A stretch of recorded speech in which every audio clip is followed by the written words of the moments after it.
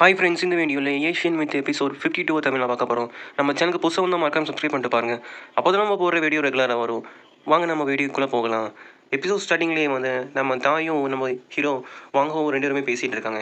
இன்றைக்கி வந்து நமக்கு கிடைச்ச பணம் வந்து ரொம்பவே கம்மியாக தான் இருக்குது அப்படின்னு சொல்லி நம்ம தாய் வந்து சொல்லிட்டு இருக்கான். அந்த டைம் வந்து ஒரு அம்பு வந்து வருது. அந்த அம்பில் வந்து ஒரு லெட்டர் மாதிரி எழுதியிருக்காங்க. இந்த மாதிரி தியான்சோ அகாடமிக்கோட நீங்கள் டேரெக்டாக வந்து ஃபைட் பண்ணணும் அப்படின்னு சொல்லி, அப்போ தான் உன்னால் காப்பாற்ற முடியும் மற்றவங்கள அப்படின்னு சொல்லி.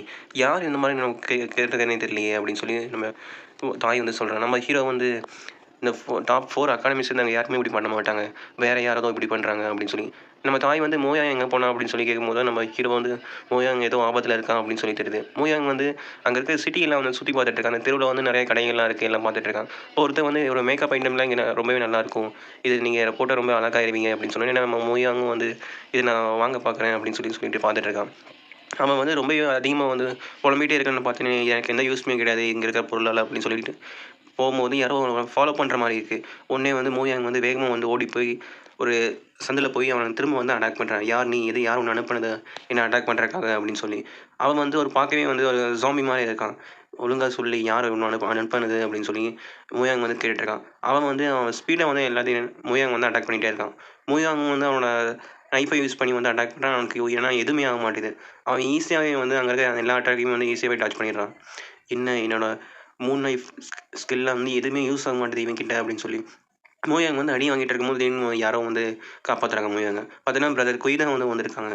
நான் இதை பார்த்துக்கிறேன் அப்படின்னு சொல்லி வந்து கொய் வந்து அட்டாக் பண்ணுறக்காக ரெடி ஆகிறான். அவனோட ஸ்கில்ஸ்லாம் யூஸ் பண்ணி வந்து அட்டாக் பண்ணுறான். ஆனால் அவனே வந்து அந்த கோஸ்ட் மாதிரி இருக்கிற உருவம் வந்து அட்டாக் பண்ணிடுது. அந்த டைம் வந்து நம்ம ஹீரோ தான் போய் பிரதர் கொய்யை வந்து காப்பாற்றுறான்.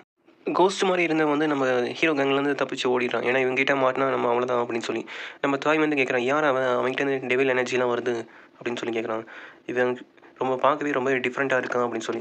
நம்ம முயாங் வந்து சொல்கிறான், அந்த பிரதர் கொய்க்கு வந்து ஹீல் பண்ணுங்க, ரொம்பவே அடிபட்டிருக்கு அப்படின்னு சொல்லி.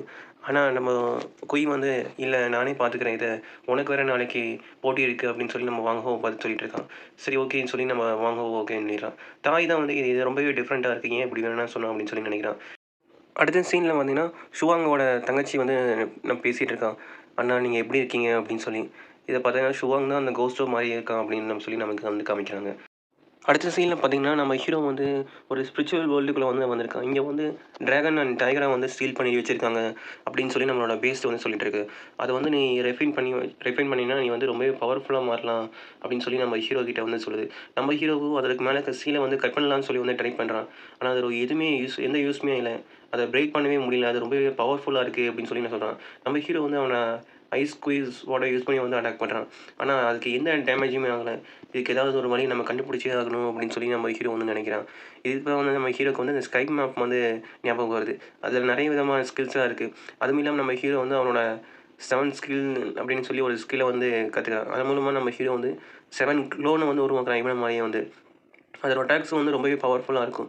ஒரு வேளையும் நம்ம அவனோட சீலை வந்து நம்ம ஹீரோ வந்து பிரேக் பண்ணிட்டான். அந்த ட்ராகன் அண்ட் டைகரோட ஸ்கில்ல வந்து. அவ்வளோதான் கைஸ். இந்த வீடியோ பிடிச்சிருந்தா லைக் அண்ட் ஷேர் மறக்காம பண்ணுங்கள். நம்ம அடுத்த வீடியோவில் பார்க்கலாம். நம்ம சேனலுக்கு மறக்காமல் ஒரு சப்ஸ்கிரைப் பண்ணிட்டு பாருங்கள் ஃப்ரெண்ட்ஸ். அப்போ நம்ம போகிற வீடியோ ரெகுலராக வரும். இவ்வளோ நாளாக கொஞ்சம் வீடியோ போட முடியல ஃப்ரெண்ட்ஸ், சாரி. இனிமேல் நான் வந்து வீடியோ போட ட்ரை பண்ணுறேன். பாய் ஃப்ரெண்ட்ஸ், நம்ம அடுத்த வீடியோவில் பார்க்கலாம்.